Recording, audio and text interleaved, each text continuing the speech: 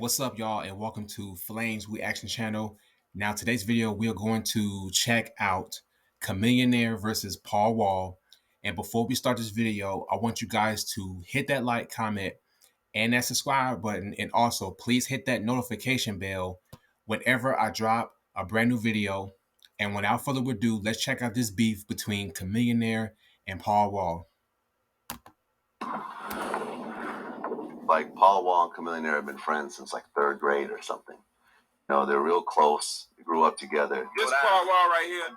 We lived down the street from each other, so we grew. We was in the same grades growing up. We had the same classes, so we just was always generally friends. It's a 50 dude that by himself, baby. While developing their style, Paul and Cam worked together in street promotion in Houston, working for Masterpiece, No Limit Records, and eventually for Michael Watt's Swisher House.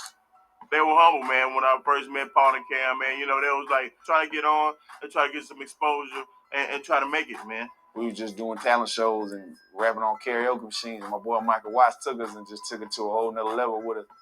In 1999, after listening to Paul and Cam's demo, Michael Watts recorded some tracks and started putting them on the Swisher House mixtapes.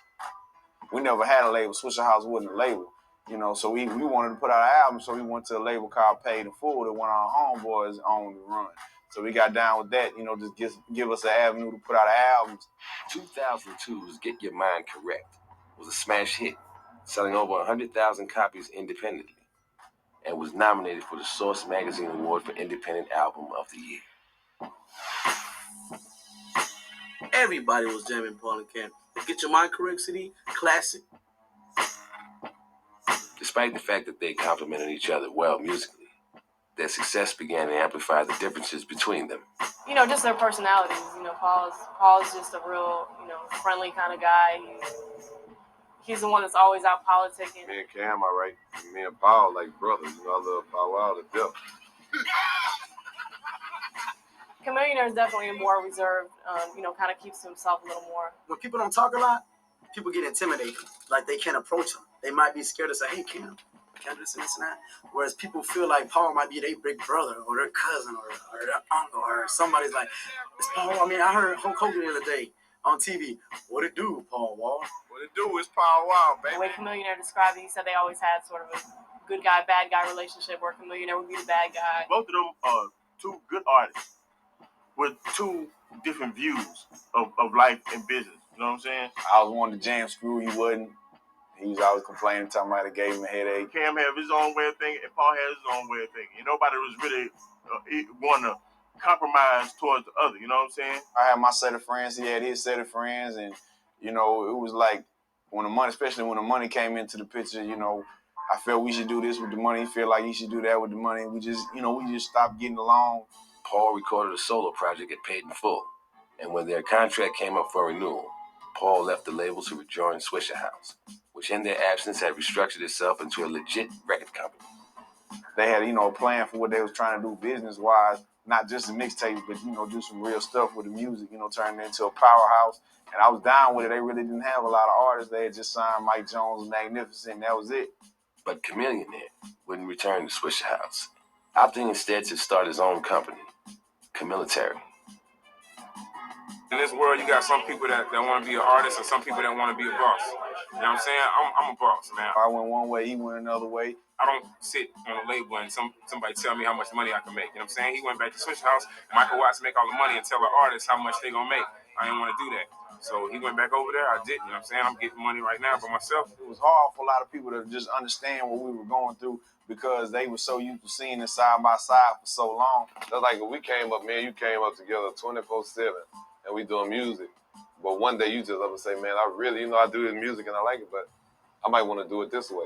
Or I might want to go do a movie. And I'll be like, well, that's cool, but I don't want to do a movie and I want to stay doing music this way. They're going to automatically, when y'all start doing different shit, they're going to be like, what's going on with them? Why they ain't around each other? They beefing? Even when we put out our first album together, Get Your Mind Correct, we wasn't really cool. We was just forcing something, going in the studio, making music. We was forcing it just for the money. Soon after the split, Swisher House got a deal through Atlantic, and Cam landed a deal with Universal. Chamillionaire dropped this mixtape. I think it was called Mixtape Messiah. In the mixtape, Chamillionaire's brother made a comment about Paul Wall's mother. Chamillionaire's younger brother, Rasak, had also grown up knowing Paul Wall. it was something to the effect of, don't front. I know your mama, but it's all good. I still love you. Like the way his brother explained it to me was that he wasn't trying to insult his mother. He was just saying like, don't try to be something that you're not. You know what I mean? Because it was like they wanted this whole thing. Like Paul Wall really grew up really Christian. He used to carry a Bible all through high school, and then once he started to blow up a little bit, he started talking about started swearing, started talking about smoking and drinking and stuff like that. And their point was like, don't try to act like this is not really who you are, But you mentioned someone's mother in a rap, people get fired up. In November 2004, Rasak showed up by himself to a club where Paul was known to hang out. Chamillionaire's brother got jumped by Paul Wall and like 5 people. Because I ain't never been on none of that stuff, I've always been the type of rapper where, and just the type of person where if somebody gonna diss me on a tape or somebody gonna say something about me, then, I'm not gonna rap about them. I'm gonna go beat them up or something, They tried to take his chain, whatever else. He went to his car, got his gun. Police caught him with the gun.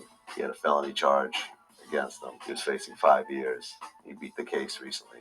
With the mixtape disses and the incident at the club, what could have been 2 former partners going separate ways was quickly becoming beef.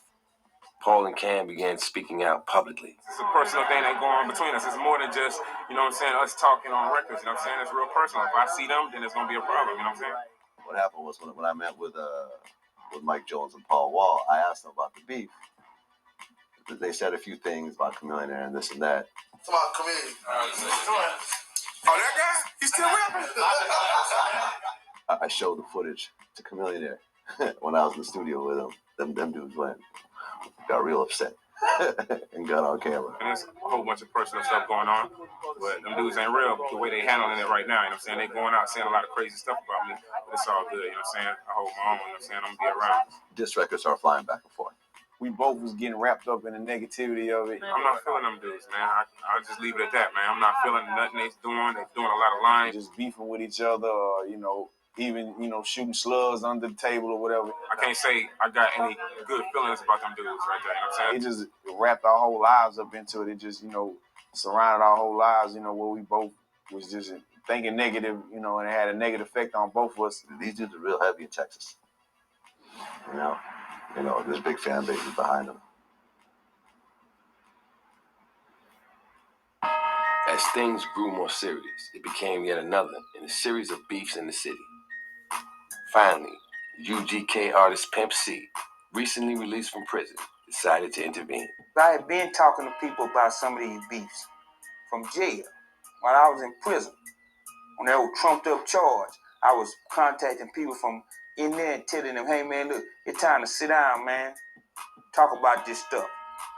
Pimp C recorded Knocking Doors Down for his Pimpilation album.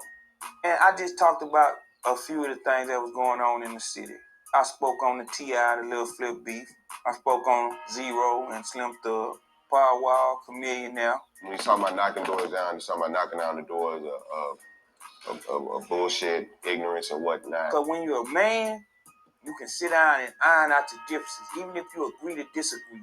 When you're a man, you can sit down and put all that pride aside. Are we asking everybody to hug up and kiss and be friends? No. But whatever it is, let's not waste time talking about the same thing over and over. It's not what God gives us these 16 bars and these 3 verses for, man. Since that record came out, a whole lot of those people have come together. We just both agreed that, let's just put it to the side. Whatever happened in the past is between me and him, It is what it is, Fuck it, is in the past. We just gonna move on and just follow our dreams and make this music. In February 2007, Chamillionaire won a Grammy for his smash hit Riding, a collaboration with Crazy Bone.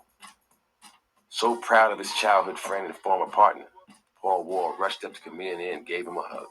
Since then, rumors have surfaced about a possible reunion collaboration. But the beef between Paul Wall and Chamillionaire was not the first time issues came between 2 close friends and collaborators. All right, y'all. That's it for this video, and I'm out. Peace out, y'all.